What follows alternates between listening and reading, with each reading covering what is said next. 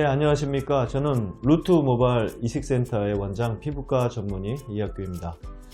네, 오늘은 무모증에 대해서 말씀을 드리도록 하겠습니다. 저희 병원이 20년 전에 처음 시작했던 모발 이식이 바로 무모증이었기 때문에 이 무모증에 대해서는 상당히 한 친밀감과 자부심을 가지고 있습니다.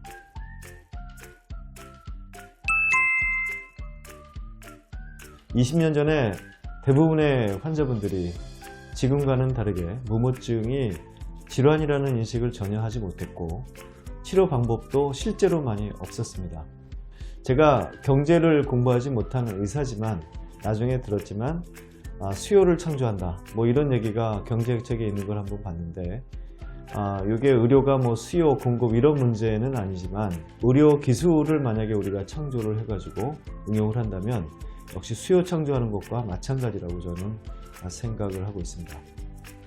처음에 20-30년 전에 그 많던 무모증 환자분들이 치료에 대해서 포기를 하고 있을 때 의사들이 그 치료에 대한 방법을 개발하고 널리 알린다면 이런 환자분들한테는 상당히 큰 광명이 될 수가 있다 라는 걸 20년 전에 느꼈습니다. 그때 그 환자분들한테 들었던 말 중에 치료법이 있는지 몰라서 여태까지 치료를 못했다 이런 분들을 많이 들었습니다. 그리고 그렇지만 사회적인 분위기가 많이 바뀌어 가지고 요즘 브래질리언 왁싱도 많이 하듯이 젊은 분들은 그 음부에 털이 있건 없건 별로 신경을 안 씁니다. 그렇지만 아직도 40대, 50대, 60대에서는 아주 젊으신 분들에 비해서 그쪽에 있는 털이 상당히 중요하게 생각을 하시는 분들이 있죠. 과거에는 거기에 대한 아주 안 좋은 사회적인 터부도 있었기 때문에 거기에 대한 잔재를 아직 다 버리지 못한 분들이 많이 있습니다.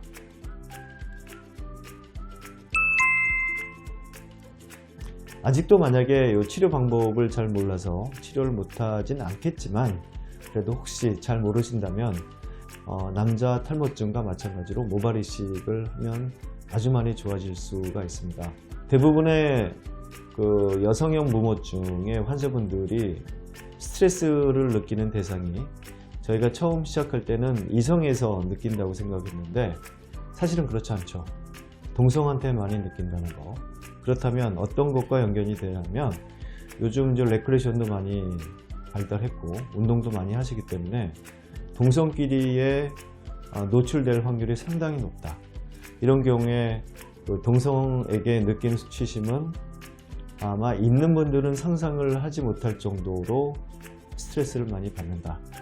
과거에 인터뷰를 했을 때는 시댁 식구들끼리 여행을 간 적이 있었는데 계획 없이 온천에 가게 되었습니다. 그때 우리 그 무모증 환자분들은 의도적으로 한 건 아닌데 거의 졸도 정도를 할 정도로 이거를 시댁 식구한테 보이면 안 된다는 그런 수치심, 그런 스트레스가 있다. 그래서 거의 졸도까지 했다라는 그 얘기를 우리 환자분한테 들은 적이 있었습니다.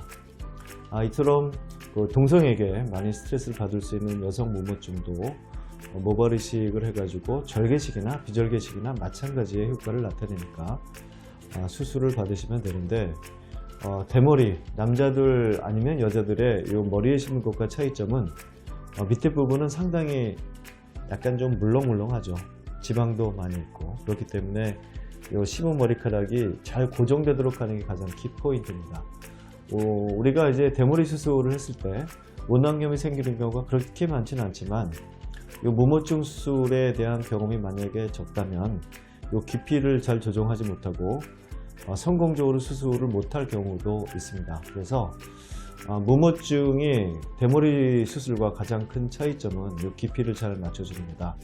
그러기 위해서는 심을 때도 깊이를 잘 맞춰야 되지만 그 다음 날이나 그 다음 날 와서 이 깊이를 잘 빼주고 넣어주고 하는 이런 작업이 반드시 필요하다. 그래서 이제는 무모증도 역시 수술에 대한 결과가 상당히 좋기 때문에 여기에 대한 수술을 망설이고 계시다면 그럴 필요가 없다라는 걸 이 자리를 통해서 말씀드리고 싶습니다. 오늘은 여성 무모증에 대해서 말씀을 드렸습니다. 감사합니다.